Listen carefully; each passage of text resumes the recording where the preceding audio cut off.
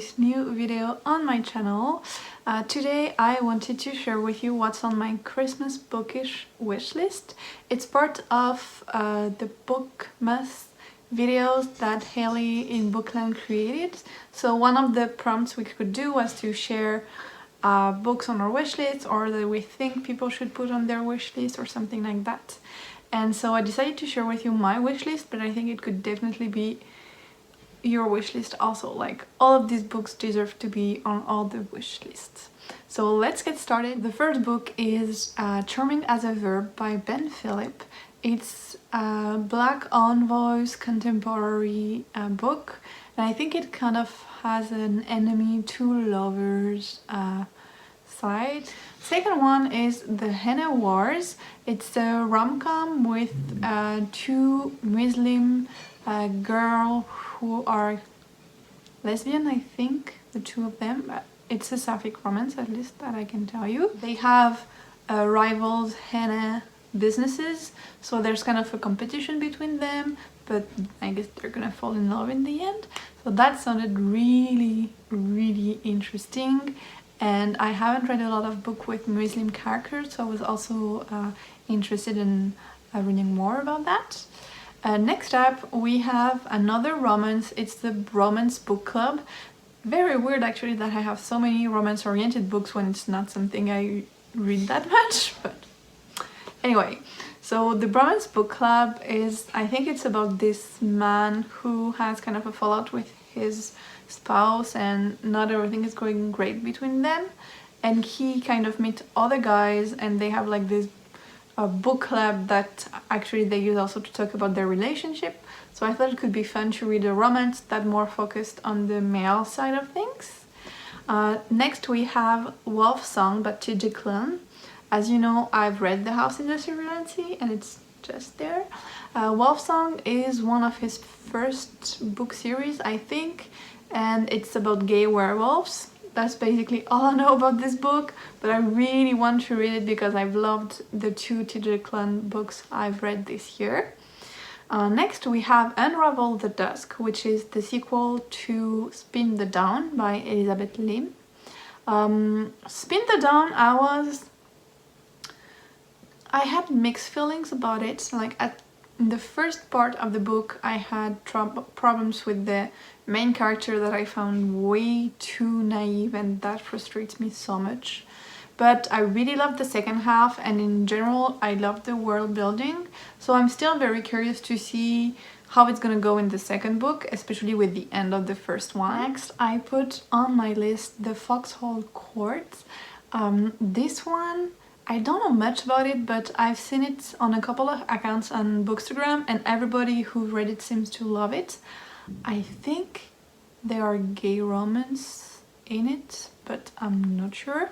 But I know it's about a teenager who goes into a very famous sports team in a university, but he's also the son of a drug lord or something like that, so he should be keeping low profile instead of going into a sport team that's very popular.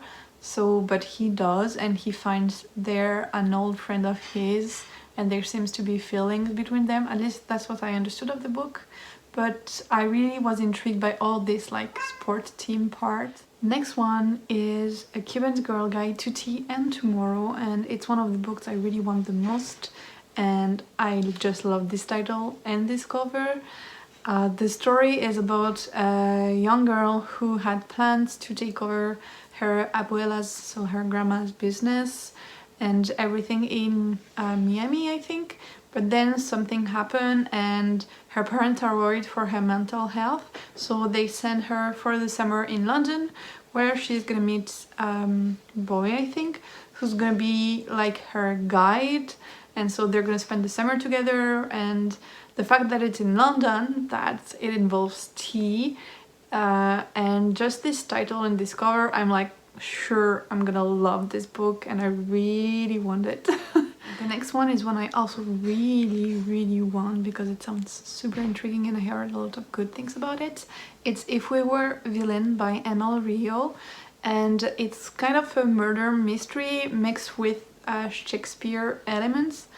Basically, this person was accused of a crime and spent 10 years in jail, and the detective in charge of the case is there when they come out of the jail, and they really want to understand what happened 10 years ago, because when the crime happened there was this group of students that were doing a Shakespeare play, and so it's a mix of the role they had in the play and who they were and who might have killed who related to the play. So it sounded really interesting and unique, and I have a few friends like Salome from Cuban who love this book, so that really made me want to read it ASAP. The next one sounded very unique too. It's The Life and Medieval Times of Kit Sweetly. It's about a girl who's working at this medieval theme restaurant, I think, and she wants to be a knight like her brother is, except that only guys can be knights. And one day she takes his place for a tournament and she wins, and when she reveals that she's a girl, it's like all this big drama happening. So it sounded again very unique and fun, but also addressing important issues, I think, on the place of women in society, or more like a feminist approach. So I'm really curious about this one. I haven't heard so much about it on Booksta. I don't know why, I don't know if it's good or bad, but I really want to try it. Next I have The Life of Saints by Lee Bardugo. It's on my wish list because this book is so freaking expensive. Like, it's that thick. I checked it in the bookstore the other day, that thick, and it's like 30 something dollars, Canadian dollars. Like, why? Why is it so expensive? Because it's Lee Bardugo? I don't know. But it's short stories inspired by the saints in the Grisha universe. I really would love to read it, but yeah. Maybe it's gonna be a Christmas gift if I'm lucky. Who knows? Next one, I added it to my wish list because I saw my friend Kelsey really loved it, and it's The Bonchard Daughter. This one is a fantasy YA happening in a world where there was Bonchard magic. I'm not sure what this encompasses, but there is this girl who is supposed to be the heiress to the king or the emperor or something, and he doesn't want to recognize her, so she decides that she's gonna try to master Bonchard magic that was kind of banned from the country. So very mysterious. I don't know much about this one again, but my friend loved it, and that's enough for me to want to read it. The last one is Lancelot by Jill Christian. This one I discovered thanks to my friend Brenda on Booksta. She keeps talking about the Arthurian Tale series by this author, and you know I love everything related to King Arthur and Merlin and all retellings I can find. So she said this one was really great. So it's definitely one I want to add to my collection. So I think that's it for my list. I just checked what I had written, and they all sound so great. I think you should all add them to your wishlist too.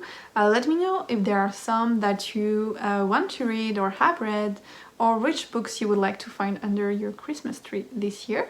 And I'll see you soon for another video.